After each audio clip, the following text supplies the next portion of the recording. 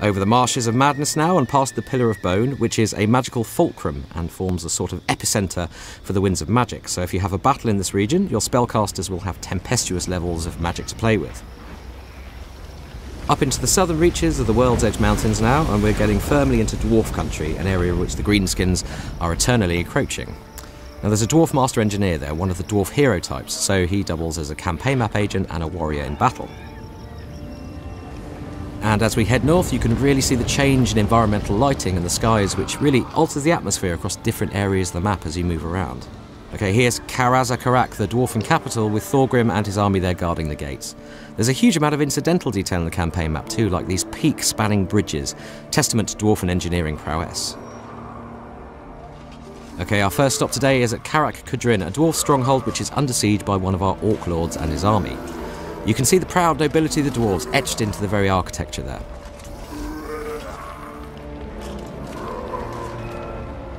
So, looking at Musk the Astute here, we can see that he's a level 11 lord and he has mostly character and battle skills.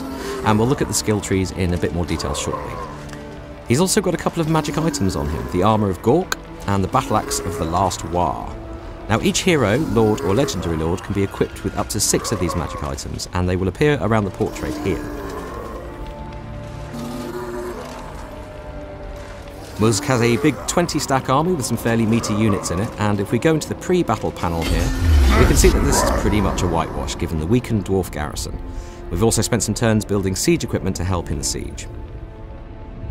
Musk has also won some magic banners from previous battles, which we can apply to our units in the pre-battle screen here, so let's buff up a couple of those with some neat combat bonuses. Okay, we're going to auto-resolve battles in this playthrough as there's a lot to get through, and as predicted, this was a pretty cut and dried affair.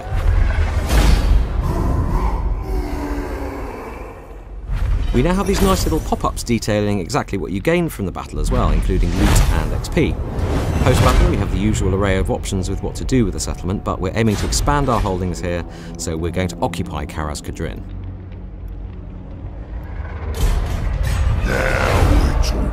Now the city is ours, and you can see that the Greenskins have really made their mark on it, festooning it with orc iconography and infrastructure.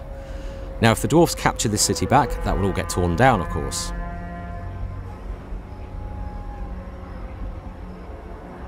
Okay, we're going to take a trip back down south to the Badlands again, and take a closer look at city management in a little more detail.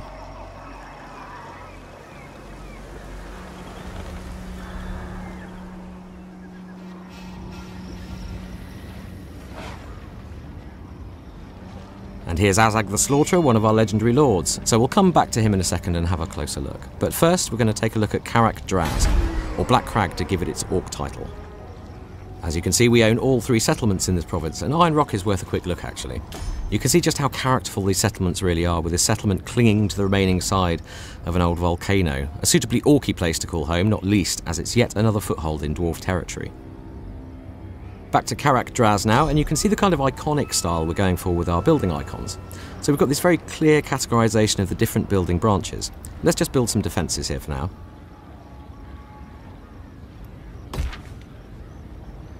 And diving into the building browser here, we can see the complete Greenskin construction tree, again with clear categorization between structure types, such as military support, military recruitment, and so on.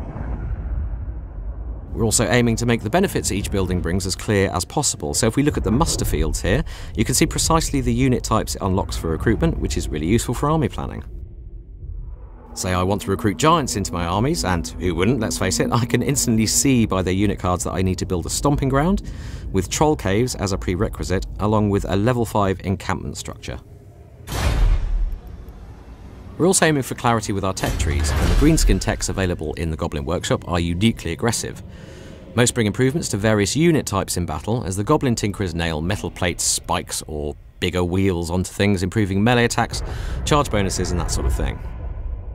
There's a couple of high-tier unit unlocks here too, in the shape of the Arachnarok Spider and the Doom Diver, but for now we're just going to improve our chariots by hammering bigger wheels onto them.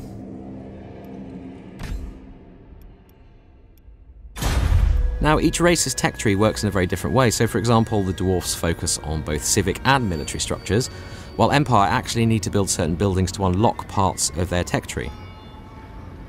Right, let's take a look at Azag, and as a legendary lord, he's uniquely skilled and powerful. We've already unlocked his Crown of Sorcery, which gives him access to the law of death magic, which makes him a potent combination of general, melee warrior and spellcaster. Diving into the skill trees now, and all lords have 3 core skill trees. Campaign skills, which improve their performance on the map, battle skills, which improve the performance of the various troop types in their army, and character skills, which enhance their personal fighting ability. And this branch here is the Law of Death, unlocked by Azag's Crown of Sorcery, and you can see summaries of all the skill effects along the side here.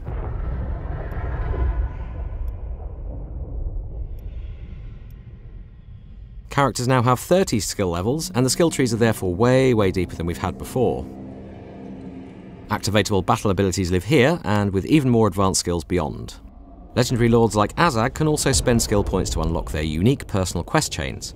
Now these kick off multi-stage quests that then culminate in epic handcrafted quest battles, rewarding them with the unique legendary gear they get in the tabletop game. They can also unlock mounts here, so let's unlock Skull Muncher, and if we head back to the campaign map, we'll see Azag mounted on his favourite pet wyvern, which is obviously going to absolutely transform the way you use him in battle.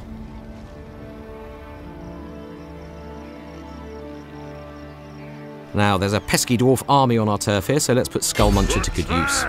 It's a pretty even fight here. The dwarf lord there is well equipped with magic items too, so let's go ahead and auto-resolve and see how we do.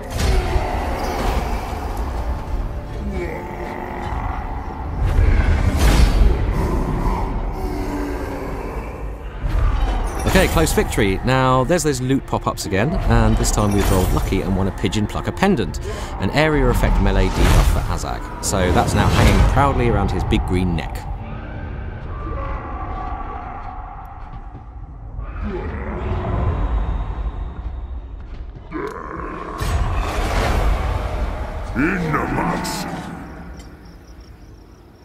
Okay, we're going to head into the mountains now and take a closer look at one of our goblin armies who, in true goblin fashion, have got themselves into something of a pickle.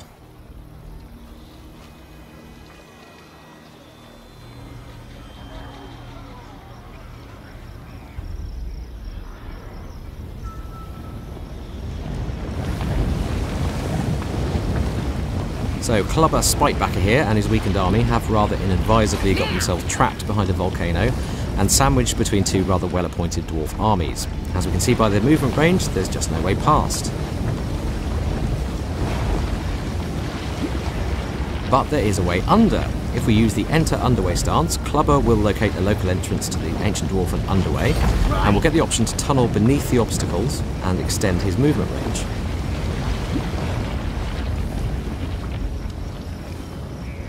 Dwarfs can use this ability too, but for both races there's always a risk of interception by nearby enemy armies, which would then initiate a subterranean ambush battle.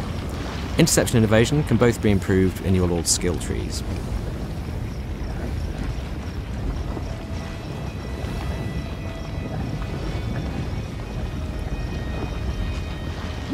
Over to the Pillar of Bone again now, and we're going to take a look at another one of our goblin lords who's having problems of a different order.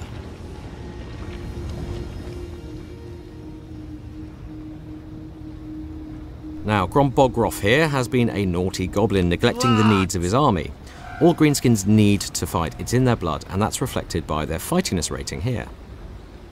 Now, these guys haven't fought anyone for a while, so their fightiness has dropped to quarrelsome, and below this particular threshold, they begin suffering animosity, which means that in the absence of an external target, they start fighting amongst themselves and reducing their own number. But there is stuff we can do to improve that. If we order Grom to set up a raiding camp here, the army will get busy with banditry, preying on travellers and looting the surrounding region. Now this makes them happier and puts their fightiness back on the rise, but it really is a key Greenskin stance, as there's a number of benefits, not least that this is a principal form of income for the race. The units in the army will also begin replenishing, and from a raiding camp, Grom can also access global recruitment. This means he can order in units even when far from any Greenskin settlements. Units recruited like this cost more, and they take longer to arrive than those recruited locally, but what all this adds up to is a uniquely aggressive race. This stance means that the Greenskin armies can operate deep within enemy territory, fighting, retreating, sustaining themselves, raising capital, replenishing, recruiting, and forging ahead once more on their own paths of destruction.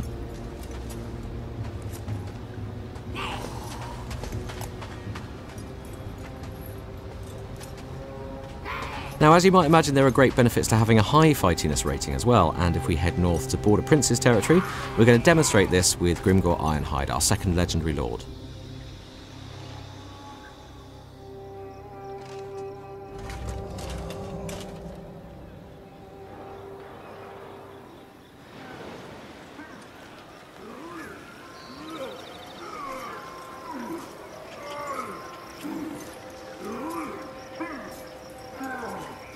Now, Grimgor's doing really well here. He's been fighting, advancing and winning, so his army's fightiness is through the roof. When it hits this upper threshold, the army will initiate a war. This will inspire another war boss to appear on the scene and join Grimgor's cause, and he will bring an army with him. Now, war armies are AI controlled and will shadow the parent army around the map, supporting them in attack and defence, until the army is destroyed or the parent army's fightiness drops below the war threshold. We can also give the war army limited orders, such as attacking Ackendorf here. The army will then do its level best to raise the place to the ground.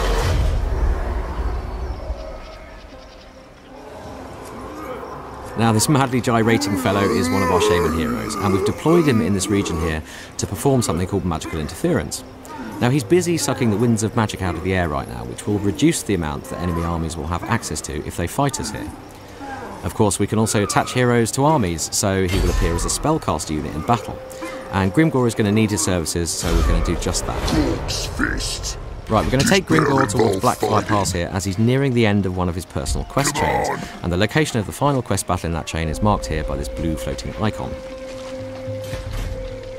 If we click the marker, we can see the details of the quest with a little narrative background, and the reward, in this case, some bonus XP and Gitsnik, Grimgor's legendary axe. It's pretty tasty too, with a major armour piercing buff.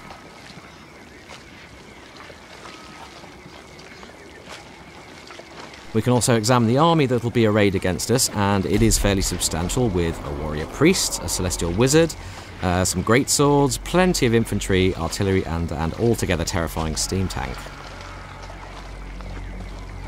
But we're going to save that battle for another day. For now, we're going to take one final flight across the rest of the campaign map.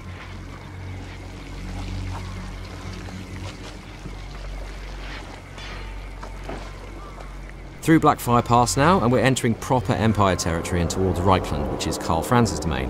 And in fact, there he is on Deathclaw, guarding against a Greenskin army.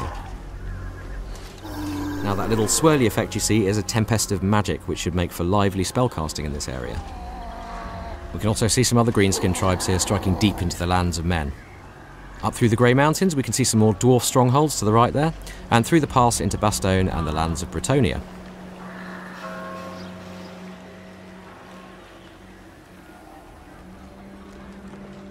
And here we can see a vampire count who's invested this region, spreading his blight and physically transforming the terrain with his dark vampiric influence.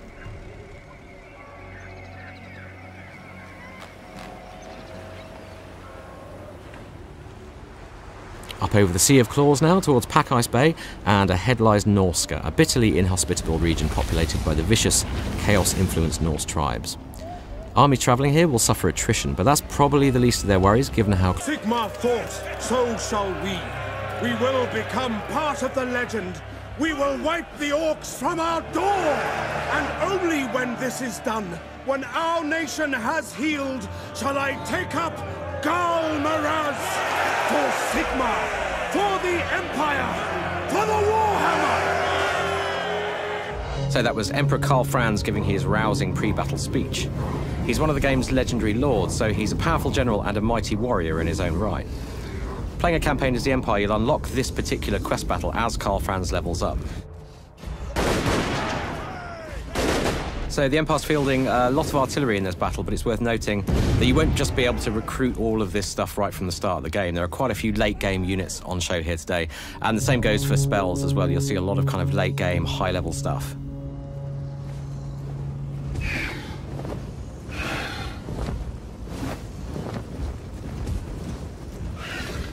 Now, as we approach the Greenskin line, you can see just how different these two races are. The armies from Warhammer Fantasy Battles give us so much diversity to work with. The playable races in the game are going to look and play really, really differently in both campaign and battle.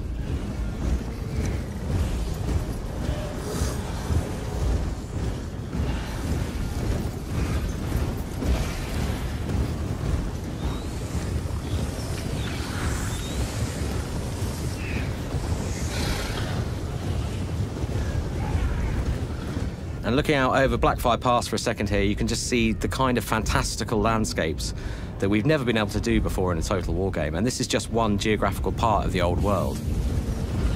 This is the Greenskin race leader Grimgor Ironhide. He's accompanied by the Immortals, his hard-as-nails band of Black Orc bodyguards. He's also brought an Orc Shaman into battle with him, so we'll see him throwing some spells around in a bit.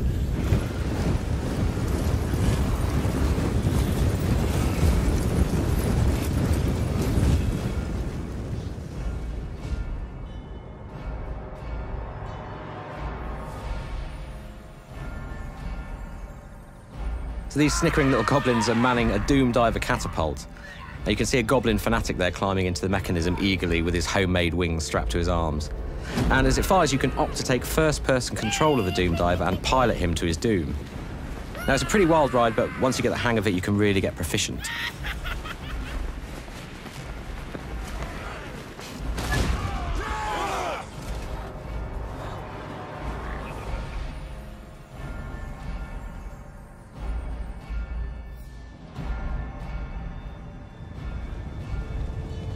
So that's another spellcaster right here. This is a Goblin Shaman. You can see him riding his wolf there.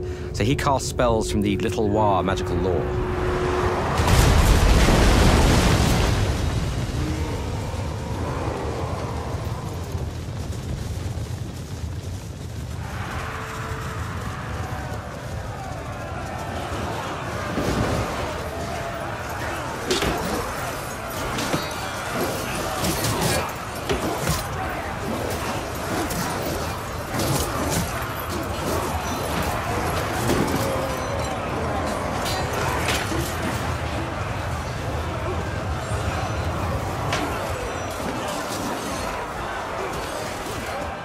So there's a bit of a flanking counterattack lining up here from the Empire. We've got some ranged cavalry up front there in the shape of Outriders and Pistoliers. Coming up behind them, we have the noble Imperial Knights of the Reichsguard and a unit of Demigriff Knights.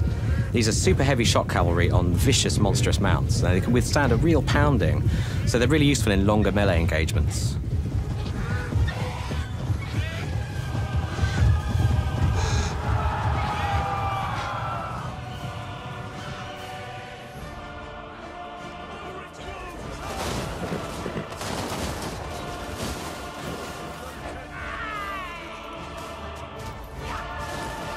So the Goblin Shaman here has just cast a spell called the Curse of the Bad Moon.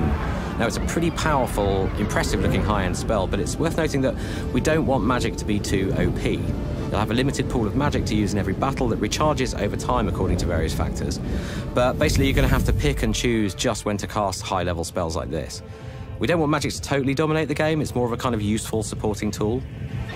So the demis are going in now, and you can see just the beautiful handcrafted animations at work here. I mean, you can see that throughout the battle.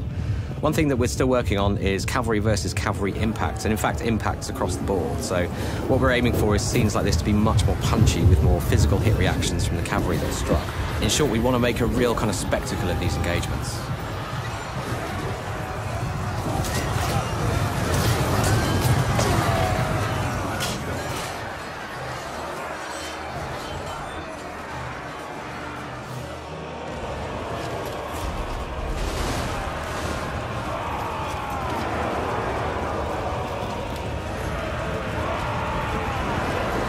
So panning down the line here, you can see just how dynamic our infantry charges have become. You've got units leaping into the fray, defenders physically bracing for impact. You've got AoE attacks going off from large characters. That's Grimgor Ironhide there, getting stuck in with his big magical axe.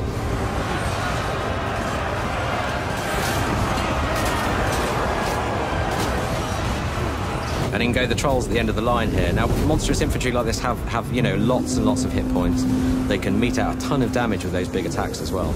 And these guys are also, as you can see, partial to puking acid bile all over their enemies.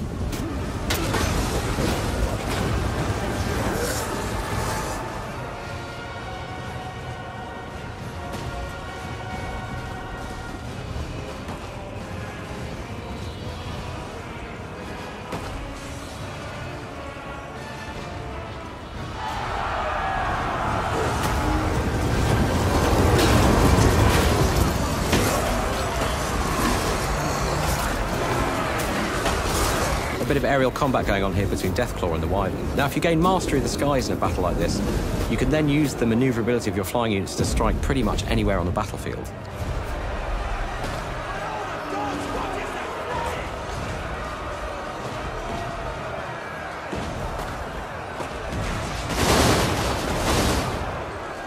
And as the Wyvern comes down here to attack these state troopers, you can see how each of these big monsters has some really spectacular combat animations. It really brings them to life and gives them tons of character.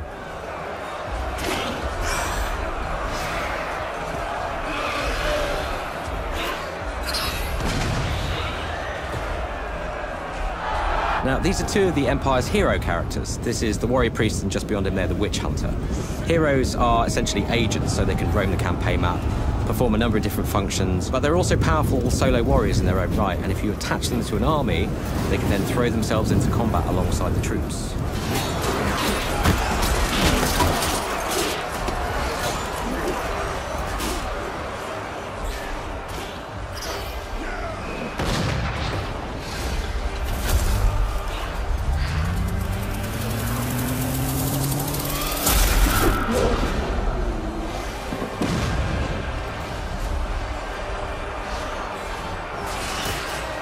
So this is the Orc Shaman casting one of the spells from the Big War magical lore.